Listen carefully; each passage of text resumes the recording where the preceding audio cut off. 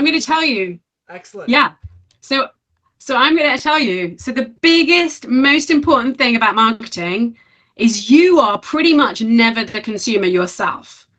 So whenever, and this is the biggest issue I talk to see about, like, founder CMOs, CEOs and CMOs of their own businesses, is quite often people design a product for themselves, right? Okay. And actually, more often than not, you are not the target customer. So, you know, when I talked to you about my experience working in the holiday company, so one of my innovative ideas was, when I looked at the magazines, this is the era of magazines when you choose your holiday in a magazine. And I remember saying, well, why do you have loads of pictures of hotels and the hotel pool? Like, why don't you have like the locality, the beaches nearby, the mountains? You know, that's what I would want to see. And they turned around and said, really, really plainly, no one goes. 90% of the people who stay in our hotel never book pool and bar. And I felt completely floored, because it was such a great point, which is, I didn't know the customer. I was doing the biggest mistake of any marketeer or any founder, which is I just assumed everybody was like me. So I now, from that point onwards in my career, I assume no one's like me. I listen to the product team, I look at the data, I ask a lot of questions about who the consumer is, and I never think it's going to be me. Hello, everybody. Welcome to today's episode of Founders Ascent. I'm Gavin, joined with my co-host BJ, and we have a special guest today, Megan Goodwin. She comes from a background in the university studying psychology with getting a graduate degree in marketing. She came from a background in marketing as well as consulting, and is the co-founder of The Vision, where she is providing advisory boards as a service to help innovate and transform businesses. So, hello, Megan. Give us a brief introduction about yourself, and we're happy that you're able to join us today. Well, thank you very much for having me, both of you, co-hosts. I love it. Yeah, I mean, you've already kind of introed me. So you started right at the beginning and the end. There's quite a lot in the middle. So I guess, so I studied psychology and sociology, just so you know. And then I was so fortunate because I did a placement year in intranets. So this is something before the internet, but the same technology from the basics. And I did my internship for a year working at a database company. And I have to be honest, database companies is not really a great transition from psychology and sociology, but it was super fascinating. It was very, very interesting to see how you have to, I suppose from a psychology point of view, you had to explain to people what they would be doing in the future, how their life would transform and translate, how their behavior would shift. And I suppose that's probably been a theme throughout my career. Always talking about what's going to be, and people never believe me, and then they get there and then they all look back and we all have a big laugh. I went from doing an internship there, and my first job was working at a holiday company, actually. I got a lot of job offers, I have to say. I was very, very fortunate, because I got internet experience before it existed. But I didn't want to work in tech. I really didn't want to work in tech, which is now ironic. So I did a job in marketing and holidays. I was like, that is the best job in the world. It's like travel and people. That is, it lasted probably 6 months. It was really embarrassing when I look back at it now. I learned a lot, though. I learned the problem with doing something like holidays and marketing is that everybody wants to do it. Everybody in the world wants to do that. So the problem is you get paid absolutely nothing, and it's very, very hard to do the fun bit. So I was part of a team of like 50, and I was given a mind-numbing task to do. And when I talked to the marketing director, I was quite challenging back then about whether I could do something else. He pointed out to me that I had to be there probably about 10 years to do something exciting, because there was 40 people ahead of me that would get given that job before me. So I left. Yes, so that was my first learning, is if something's really exciting, it means that it's probably not going to be very well paid and very competitive. But I then went and worked at the newspapers, and I worked on .com before, exactly, on something called Internet Service Providers for News International, which is a very famous newspaper publishing brand in the UK, owned by Rupert Murdoch, one of his many investments. And that was really interesting. So I worked right at the beginning across lots of websites. And it was real .com boom time. So they kept hiring loads and loads of people and then firing loads of people when it didn't deliver. So that was really interesting. And then I got headhunted and I went and worked for Celador, a TV company that made Who Wants to Be a Millionaire. So this was back in 2000. So an incredible time to go and work on a show that at that moment had just been sold in about 4 markets. And I was there for 4 years, taking it from 4 markets to 102. Not personally, I did the interactive stuff. So I did all the digital interactions on that TV show in every market that we could connect the dots and the wires and things. That was super interesting. And then I set up my own business. So over 20 years ago now, I think it's like 24 years ago, which is insane. My business partner, no, my colleagues at the time, the 3 of us, went and got some seed funding and set up our own business and bought other TV rights. So worked with people like Mastermind, the board game. We worked with Fox Television Studios in LA, and we worked with a company, the estate of Agatha Christie. So we bought loads of IP and we invested in game design and gaming experiences. I could keep going. Should I keep going and then you ask me questions about specific stuff? Or? I think there's a lot to unpack there. Okay. You started out in psychology and sociology, and that's phenomenal. At one point, I've moved around a ton with my opinion on psychology, because at one point I was like, okay, completely pseudoscientific, completely useless. And then the other side, I'm like, no, this is the study of the most complicated thing in the universe. This is massively important. And now I just record it as super interesting across the board, that psychology is super important. And so with that, and just thinking about from psychology to marketing, what's the key to good marketing, I guess? Well, if you could sum up. I'm going to tell you. Excellent. Yeah. So I'm going to tell you. So the biggest, most important thing about marketing is you are pretty much never the consumer yourself. So whenever, and this is the biggest issue I talk to see about, like, founder CEOs and CMOs of their own businesses, is quite often people design a product for themselves, right? Okay. And actually, more often than not, you are not the target customer.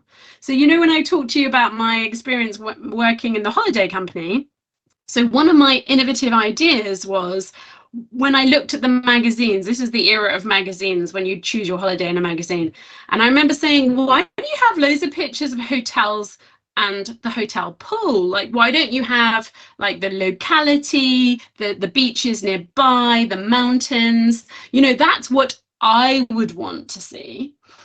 And they turned around and said, really, really plainly, no one goes. 90% of the people who stay in our hotel never book pool and bar. And I felt completely floored, because it was at such a great point, which is, I didn't know the customer. I was doing the biggest mistake of any marketeer or any founder, which is I just assumed everybody was like me. So I now, from that point onwards in my career, I assume no one's like me. I listen to the product team. I look at the data. I ask a lot of questions about who the consumer is, and I never think it's going to be me. Okay, yeah. So it sounds like you need to get to know your customer the best you possibly can. One thing I'm interested in, though, too, is with idea validation. So if somebody has an idea, right, and they may not necessarily know who their target customer is. So how should they go about that with validating that idea initially? Because it can be pretty hard. It is pretty hard. And here's the thing. So if you ask your friends and family, mostly they'll always give you positive feedback. Exactly, right? right. So that's a really bad test. Really bad test. Okay. So we have never lived in a time where it was so easy to put out what we call like a minimum viable product, right? They were like, whether you're looking at apps, whether you're looking at websites, whether you're looking at anything, it's so easy to do that now, and you just test and learn. So put something out, put a little bit of effort into like marketing it, or like try to get, let's say, don't ask your friends and family, but maybe ask your friends and family, can you send this to 10 people who don't know me, and ask them to be the most critical they could be. And actually, you're only going to learn from the things that people critically feedback, rather than everybody saying, oh, Gavin, that's amazing, you're amazing. That doesn't take you anywhere good. Yeah. Well, they'll say that's amazing, and then you ask, okay, so give me your money. So pay for it if it's so great. And then they're like, well, and so I think for a lot of idea validation, if you can get it where they're actually handing over money and saying, I want this bad, or at the bare minimum, email addresses. If they're not willing to give you an email address, they don't actually want it. But I heard one guy, he was there's a note-taking Evernote, the note-taking software, and he was going to. Oh yeah. It's fairly complicated, and so he made like a landing page that said, "Hey, I have this guide to Evernote. Who wants to buy it?" And he got some sales. And then he emailed them and he was like, hey, I'm working on a version 2. If you just wait a month, I'll get you the version 2. The thing is, he didn't have a version 1. He was validating the idea. And if they had said, no, give me version 1 right now, he would have just refunded the money and said, sorry, my bad. But he figured out that, oh, people actually do want this Evernote thing because they just paid me money for it. Let me quickly pull together. I'm super experienced with Evernote, so let me pull together this guide and give it to them. And I think he got like hired by Evernote to do those support pages, like their frequently asked questions and such. Like, see, there you go. They rewarded the innovation. Yeah, but you're right about paying money. You're so right. I think quite a lot of my career, I've always created paid for services for brands. And I think what's been really hard is my evaluation has been exactly what you've just said, which is, are people prepared to pay money for this? The only thing I'd say, of course, is throughout this time, the business models have shifted so much. If you think about all social media, you don't pay for anything. Now, of course, what you are is you're paying for it by your data, which they're monetizing. But that took them years. So I think the only thing I'll say is I've always been a really, really tough judge in terms of will people pay. But I have missed a whole curve of people using something, downloading in their millions for free, and people having enough cash to keep a product going when they have no business model. Well, I think that works if you do something that really, really appeals to everyone. But if you're trying to understand your customer, the best thing you can do is niche down and get it down to a small group of people you can really analyze. And so I think it makes a lot of sense that you wouldn't want to be involved with this, with the free stuff necessarily, because you're able to focus down and hit that population just super directly. Yeah, I mean, it's worth saying. So when I used to work, when I had a gaming business, so the one I said I got investment for, and we went out and bought all this IP. I have to say, what was interesting exactly is all my games were pay to play. So we designed them around being a gaming experience, an entertaining experience. So the value was the enjoyment of for example, my Agatha Christie ones, which were super successful, which are downloaded something like 30 million times. You used to have the first hour for free, and then you would have to pay $20 for the next 20 hours of gameplay. So so they were designed around like being really fulfilling, entertaining, you know, obviously code cracking, problem solving, that kind of thing. But then the market shifted, and that's why we totally shifted our business, because it all became about freemium. So the way that they then designed games for like the last 6 years is around, honestly, addiction models. Like it's all about trying to keep people playing for as long as possible so that you can either keep them watching ads, or you can try and upsell them different powers and skins and different things. And I have to say that's when we walked away. So I guess there's this usual thing, which is I didn't feel comfortable with that as an entertainment person. So you're no longer designing for the entertaining experience, you're designing to just keep people there, and in a way you're frustrating them deliberately. You're designing it around the opposite of entertainment. It's like a frustration model. And I think my business partner and I both have kids, so we were like, actually, I don't want to design something to get kids addicted. So that's when we massively pivoted our business. Yeah, I mean, it kind of sounds like social media part 2.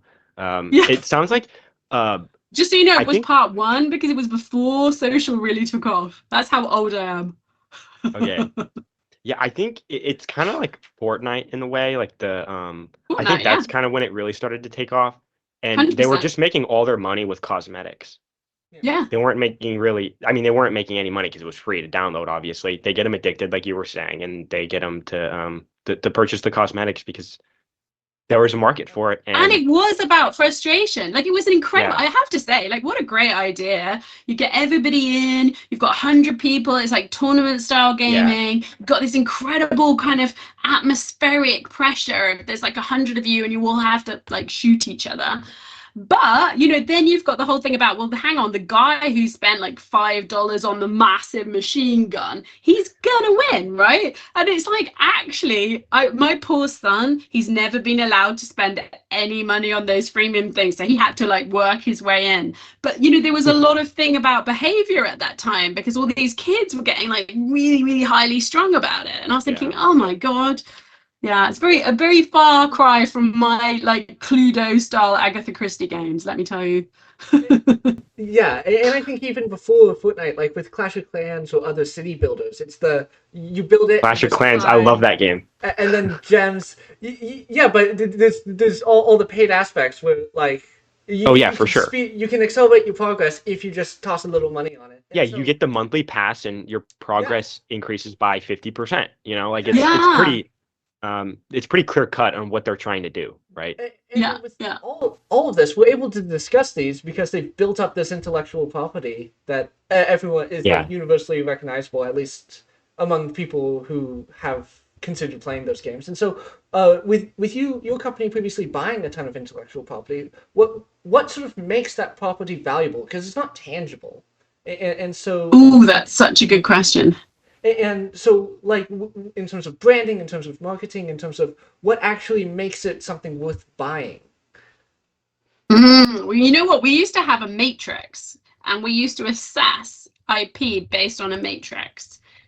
And I mean, this is going back a while, but the kind of key things that would make it valuable to us, because we were a gaming company, were we would have to map that brand. So, for example, Agatha Christie was an incredible brand because it had an amazing sweet spot at that time, which is it had an audience that were between 45 and 65, very affluent, very well educated, that loved puzzle games. So the mapping of the demographics of the brand with the demographics of what was a growing genre where people would pay, coming back to that thing, pay to have really good puzzle games, and the enjoyment of cracking the code or cracking the problem, that was it was a great overlay of demographics with brand. But the other thing was that different brands have different depth. So the interesting thing about Agatha Christie was that you had very sort of very clear imagery in people's mind around what an Agatha Christie game would have. So if you ever put an Agatha Christie logo, because if you think about it on the App Store, when you have the icon has to represent what that brand experience is going to be. So there would be some brands that you know, I'm trying to think of one. Okay, I'm not sure whether you've heard of it. There's a show here called Midsummer Murders.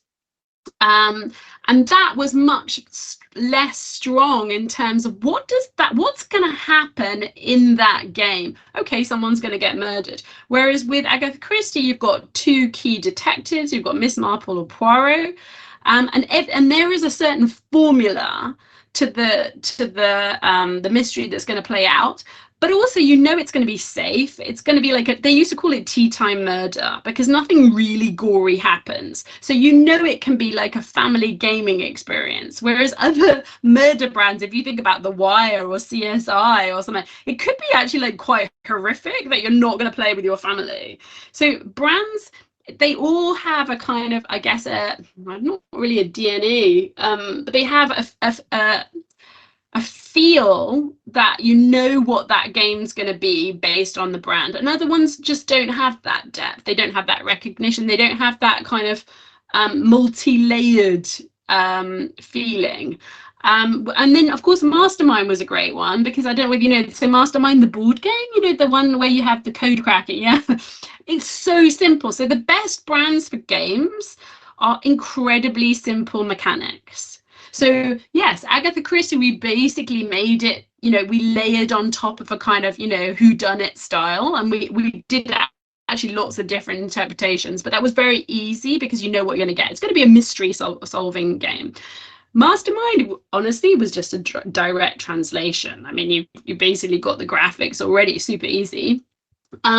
Whereas Dancing with the Stars, for example, if you think about that, that's much harder. Like, we were asked to work on that. We wouldn't have pursued it, even though it had great, you know, great figures, because it's not so easy to translate. Like, do you make it a sim style game? You know, do you put your teams together? Do you, I don't know, are you the coach? Are you the host? You know, unless you're replicating the formula, the format, what is a Dancing with Stars game? Unless I would have done, you know what I would have done? I would have done a predictor. So back in the day, like right at the beginning, when you first see the thing, I think it would be fun to do a predictor about who's actually going to win and why. You know, you end up with almost like a portfolio of different people and you back them or not back them, you know. But you know, you can see there's very different feels that different brands bring. Yeah. And so the predictor is sort of like the March Madness. Do you know about those? So in basketball in March, there's just a ton of games all at once, and so okay. No, I know nothing about basketball. It's college basketball. Yeah, college basketball. There's just a whole ton of games in March, and so people do this big "who's going to win" and how close can you get your the bracket for the tournament to the actual one, and so. So do people do like a whole predictor thing? Yeah. Yeah. You essentially make your bracket from like before the tournament even starts. And it's like this team's going to win this team, and you go all the way to the very end. Okay, so it's a bit like fantasy football. Sort of. Yeah. You don't have a specific team. You're just making a bracket for the tournament, and you're saying this team's going to win this game, and they're going to move on to the next round. And then this team's going to win the second round, and they're going to move on.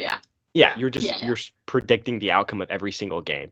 It's like just if like the NFL had it, it would be like predicting who's going to make it to the end of the playoffs and who's going to win, and you know who's going to win each individual game leading up to the final. Well, it's like what people do when they bet, right? So it's the same thing, but for fun, right? I think for fun is a good one. But I have to say I do think those kind of games are quite fun. So why Millionaire worked really well is that what we did when we were doing interactive digital games is you're basically people are at home already. this is a big TV show at the time. You're already on your sofa. You already think you know the answer, and you're shouting at your TV screen, it's B, can't you see it's B? And so what we did in that scenario, I guess that was our early training, is we're just facilitating people doing what they're doing already. So it's a bit like when you watch an Agatha Christie show, you're usually trying to figure out who the the killer is and why, and a bit like Cluedo style. So that's the key with lots of these things, is if people are doing these things already, you're just allowing a gaming experience to kind of make that more enjoyable. Okay, gotcha. And so with this, I think you've clearly identified the three things that make intellectual property valuable. Just to recap here: demographics, who cares about it. There's the synergy with the brand that's buying it, and so as a gaming company, you needed intellectual property that could easily be translated into a game that people would want to play. And then the third one, you talked about the depth and feeling of it, and that sort of sense it creates. In America, we would call the slang for that is vibe. Okay, the vibe, yes. And so it seems like those are the three key things that it comes with it. Considering. Well, the last one I add is a very commercial one. So the last one is geographical spread. So I would never work on a brand that was probably one geography. I worked on a really fun show, actually. I don't know whether you've heard of it. It's called Cash Cab. And it was in the US on Discovery. It was like a quiz show on Discovery. But that was on in the US, it was on in Russia, it was on in like some quite big markets at the time, not the UK. And so even though it was quite a small show in every market, it had a huge audience. That was really so it wasn't a big show, but the audience was really loyal. So having a IP that translates into lots of market, it just means you can invest more in the development. That's all. It's an amortization point. I really like that idea, like having an audience that's really loyal. And like, what do you think brands could do to sort of hone in on that, like that find that audience that's really loyal and kind of get the most that they can out of that specific target, that specific audience? And I guess that's really going to stem from knowing exactly who your target customer is and kind of just and what they want. Yeah. Actually, to be honest, like there's a whole piece that always made us laugh, because we were always like, you know what, if I was a brand, I would make a game that was like a market research. Like it was a fun game where I asked loads of questions and I found out information about my audience, right? And because cool. Actually that's a much better way of doing market research. You've got to make it fun, like allow people to have fun along the way.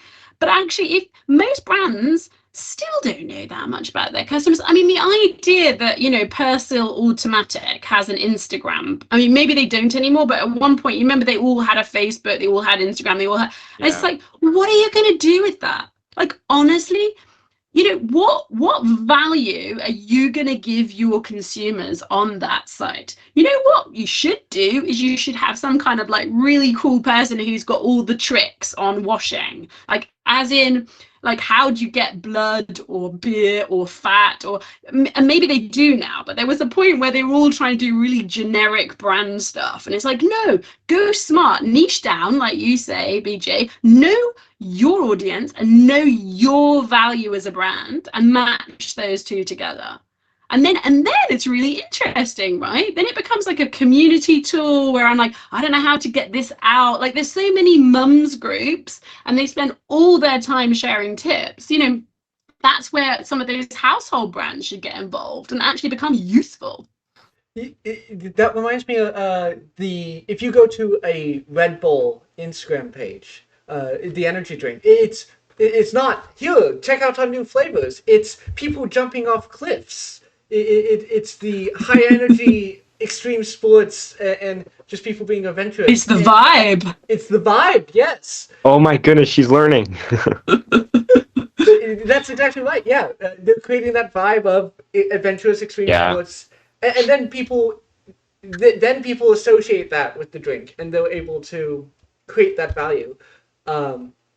That Well, that's when your audience starts feeding your brand and your vibe, and you start growing together, right? So then that's a very smart tie-up of content and brand, and it can go really well. Or there was a whole period of time, I'm not really aware of like what brands are doing and this anymore, but at one point they were all commissioning games, and they were all rubbish games, because actually to do a good game, you need to think about what you're doing and why you're doing it, and have a game designer who's really it's like a whole industry. You can't just make a little Scrabble game and then just put a brand over it. It's never going to work.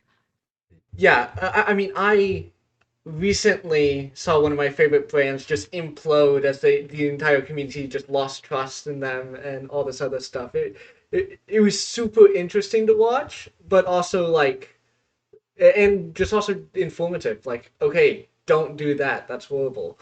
Um, Now I'm curious, what brand was it? it was around December last year. It was Dungeons and Dragons.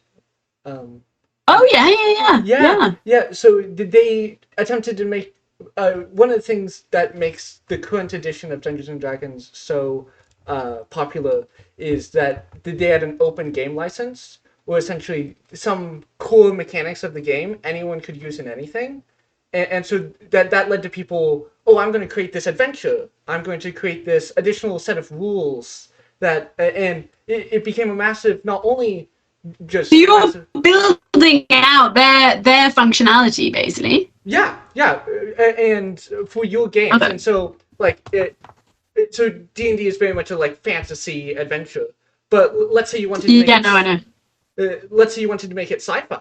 You could come up with a whole set of rules for a sci-fi alteration of it, and because of the license, you were able to sell that. You were able to make money off of it, and it became a massive thing.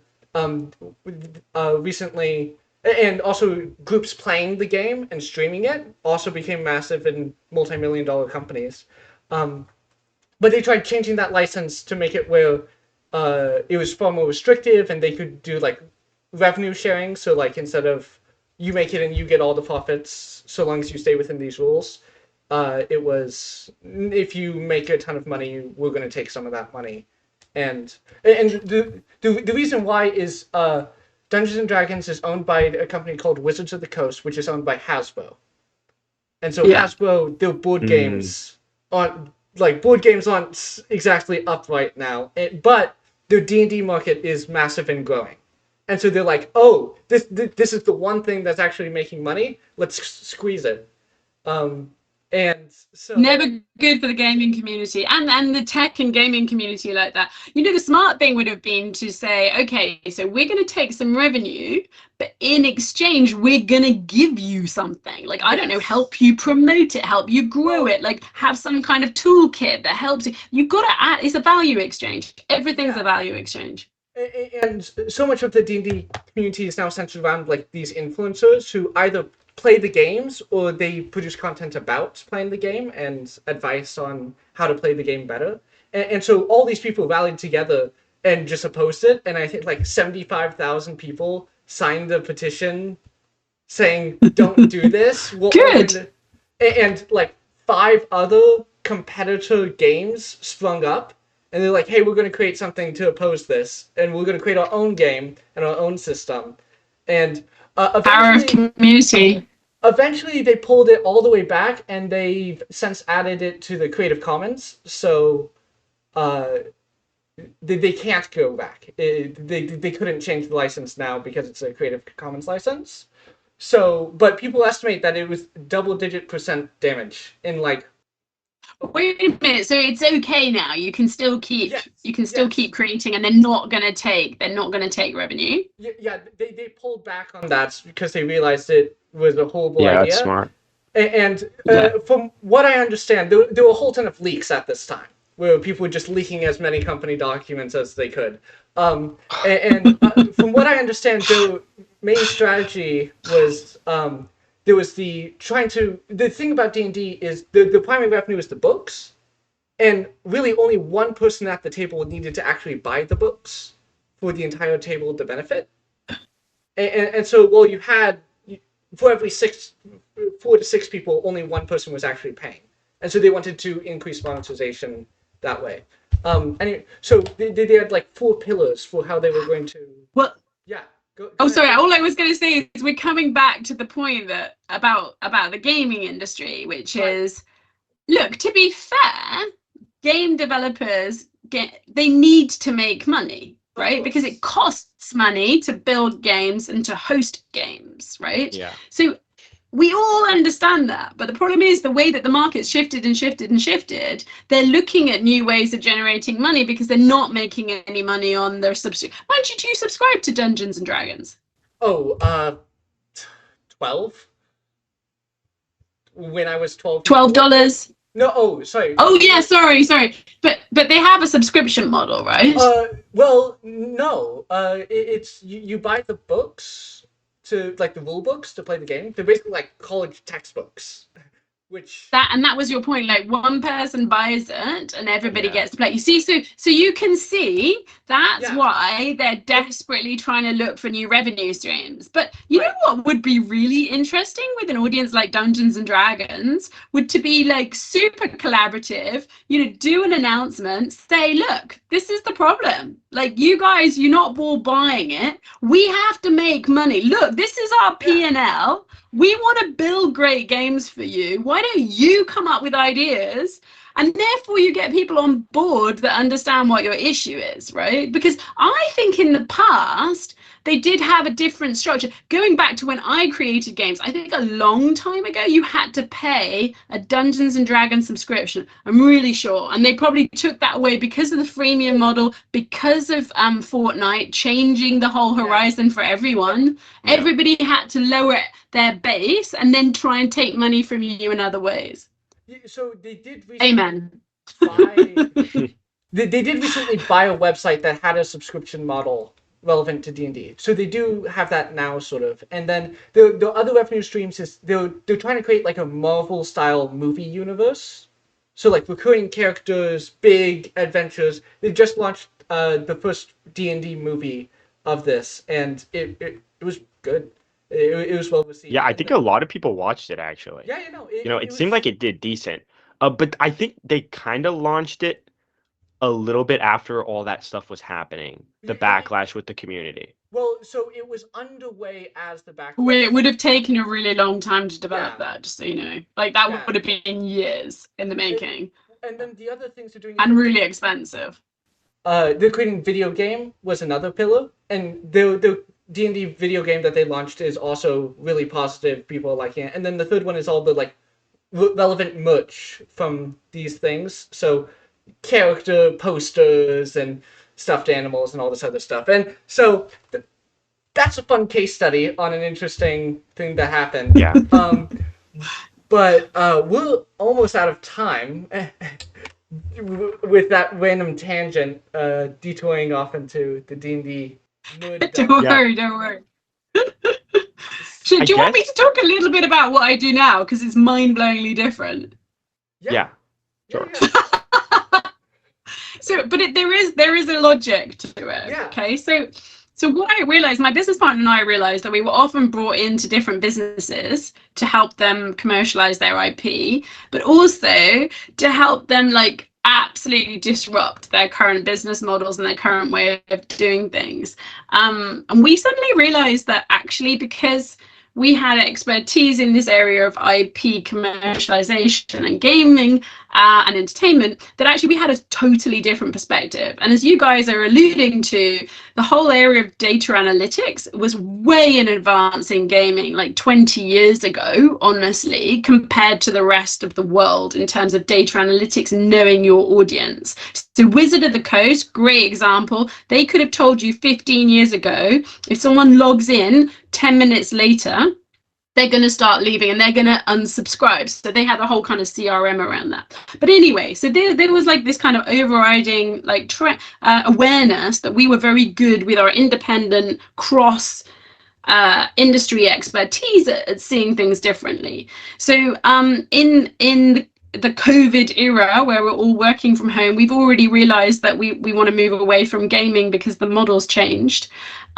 We realize also that we've got this incredible network of like tech developers, disruptive creators, people in blockchain or whatever, just because of the space that we've been working in. And we were like, actually, there's something in this, bringing an external viewpoint, people who are really expert in one area.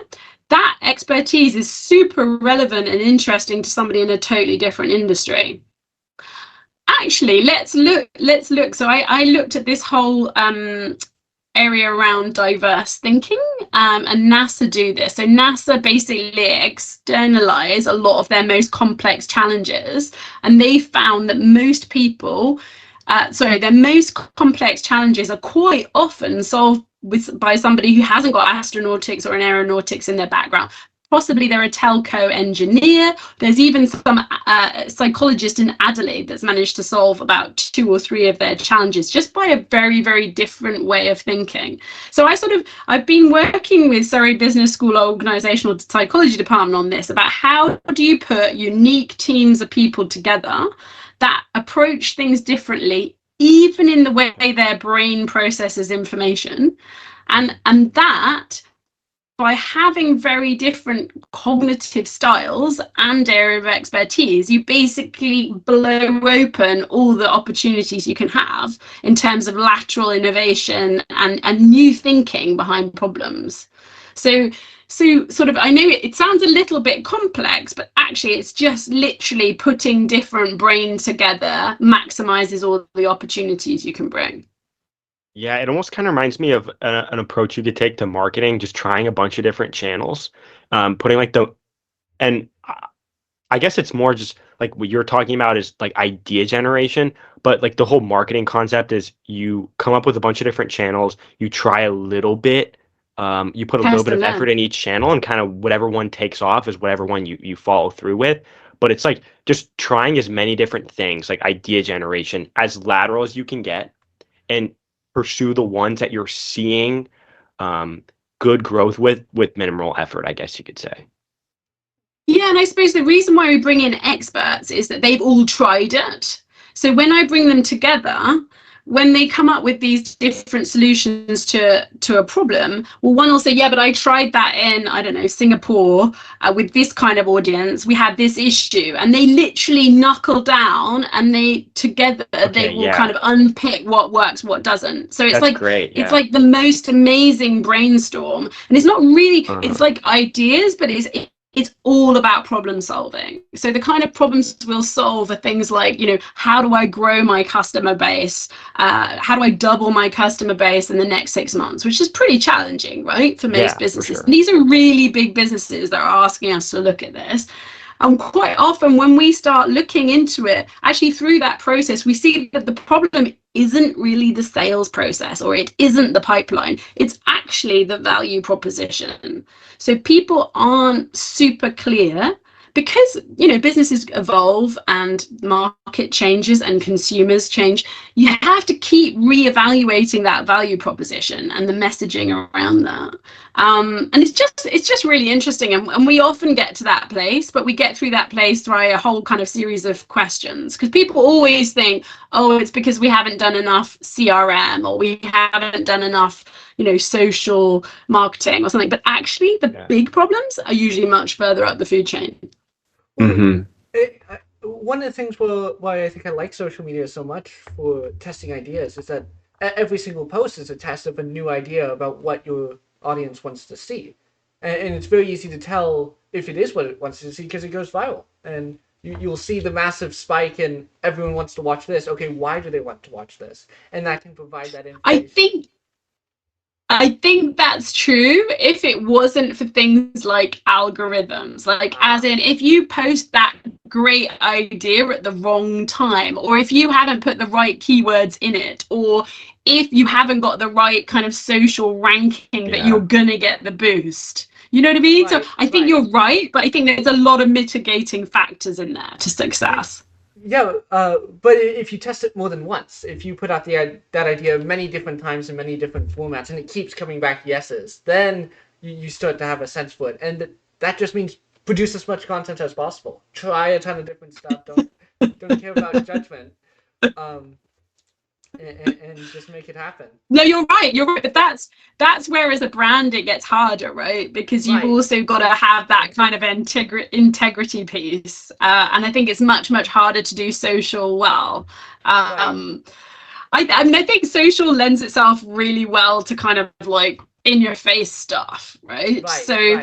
It's much easier to be really extreme, to be really critical, to be really funny, rather than actually having a meaningful dialogue. That's the sad thing about the way that the algorithms work and the way that our, concentration span works too. Mm-hmm. Do you think that like idea you were talking about earlier with the idea generation process with that sort of diverse thinking, do you think that's the approach that a lot of consulting companies are taking, or do you think that's what's separating you guys as a brand from everybody else? I think that if you look on their website, that is what they would say. But if you've ever met anybody from these consulting businesses, there is a serious lack of diversity. And I don't mean diversity in terms of like gender or race or background. I mean, diversity is so multi-layered. And we're all like onions, so like we look a particular way, but that doesn't go that deep. Like there's a lot that affects the way that we operate, and some of it's like past experience. I mean, the data on this is super interesting. There's been a lot of studies in terms of, like, for example, your education level. So your education level massively inhibits your progression through a big corporation, because there's a certain level you get to and you always get into this cultural fit, and then people that you want to go and play golf with, people who make you feel comfortable. So the problem with human nature is people like to surround themselves with people who think like them because it's comfortable. You think, God, we're really smart because we all get each other and we can just go super fast, right? But actually, all the data shows you that it's better to have somebody in a room who says, hang on a second, that didn't work when I did that 10 years ago in this business. And actually in my team right now, that's not going to work because of these 10 reasons. That is going to help that company progress so much more than everybody going, brilliant, let's go and play golf. But the problem is, most companies don't reward that poor person who's going to stand up and say that's not going to work. It's a very, very difficult, it's a very progressive culture that actually says, genuinely, I want critical thinking in this organization. I will reward you for picking holes in my plans. That's a very unusual culture. Yeah, I almost think it would be a good idea for companies to just take one person in each meeting and say, okay, so for the purpose of this meeting, you're assigned to be devil's advocate here. And I don't care, if you genuinely think it's a good idea, still come up with every single bad reason for said plan that they're talking about in the meeting. And I think it would be a really good idea for people to just start doing that. Just sign one or two through our paces, right? Exactly. But you and I, what we're saying is we appreciate that kind of critical thought, that challenge. I really do, yeah. But I'm going to tell you something. I stopped using the word challenge because I could find that people found it annoying. If I talk, have you got any big challenges? And people go, no, I don't have a challenge. And then I say, okay, is there anything that's costing your business money that you could do with somebody else looking at? People go, oh yeah, actually. So I've stopped using the word challenge. I see it as really positive. Lots of people see it, they go into the defense mode, which is super interesting, right? So I tell you what interesting, the point about devil's advocate, one, I love it, by the way. What we've started doing is when we put together these advisory boards, we actually have an AI board member. And the idea is that actually, wouldn't it be interesting what AI says about that? Because AI has got a super big data source. It's not part of the group dynamics. And so it's quite interesting seeing the kind of the objective view. But here's the interesting thing. It then makes it easier for everybody to argue against the AI than each other. The odd man So out, it right? adds an element of critical thinking. So you're already in the, oh, let's be challenging, let's try and beat the machine, right? So that's something we're doing at the moment, which adds that element of kind of like the fun beat the machine aspect. Wait, that's so cool. Yeah. It is pretty cool, yeah. Because although the AI in some ways is objective, it also is biased by the data that it put in and just reflects the world. And so Yeah. the AI will give you the like most average response. And ideally, you want your company to be above average. So no, so that's why you use the average as the baseline, and then everybody has to be way above it, you see. So yeah, that's why it kind of adds that critical thought. But you're right, otherwise it's just very average. Mm-hmm. Okay, and I don't know if you have any more questions, BJ, but we should probably get to the rapid fire. Oh yes, we got to get to the wrap. We got to get to the wrap. No, I think I'm ready to go for the rapid fire. So okay, let's go. Six questions. You got 30 seconds apiece. Loosey goosey. Oh, this is like game. I love it. Yeah, it's a game. So the first one is, how much sleep do you get? Oh, loads. I love sleep. At least 8 or 9 hours. Anybody who says you like life's too short for sleep is wrong. You need sleep. How much sleep, or what's your favorite book and why? Say that again. What's your favorite book and why? Ooh, my favorite book. I love books. I don't like business books. I like story books. Okay. My favorite book is All the Light You Cannot See. And it's because it's super poetic. It's from incredibly different perspectives, and you get incredibly empathetic with both sides in the war, and you really get to know different perspectives. They've made it into a TV series now. It's okay. The book is way better. It's incredible. And I suppose it's about the value of love. So this guy, he carves a replica of the city of Paris so his blind daughter can find her way around. I think that is an incredible symbolic of love. That's awesome. I've heard of it, but I haven't read it, so that's been added to my list. It's amazing. What's your number one piece of advice for young people? Don't be scared of failing. Test and learn. It's never been easier. And the environment is now safer than ever. Like, you could just say, I'm just testing and learning. I'm just doing a beta. That wasn't the real thing. Yeah. So just growth mindset. Okay. What's most important to you in life? Family, friends, humans, connections. That's the thing that matters. If you could change anything about the world, what would it be?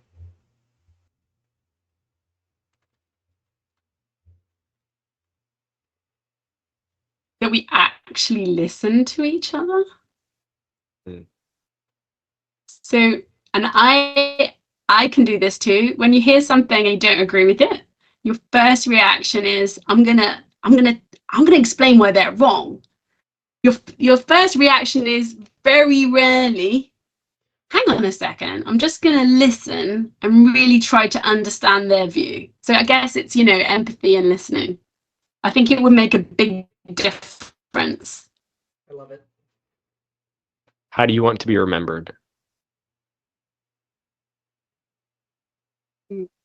Gosh, I don't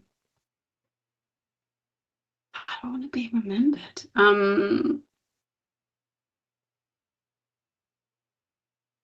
Have I ever thought about that before? I don't know. Somebody who tried to kind of make change. I'm quite into kind of kids education, learning through games and fun. The sort of, I do think like education could be totally reinvented in light of what you actually now need as a kid. So I don't know how I want to be remembered, but something in those lines.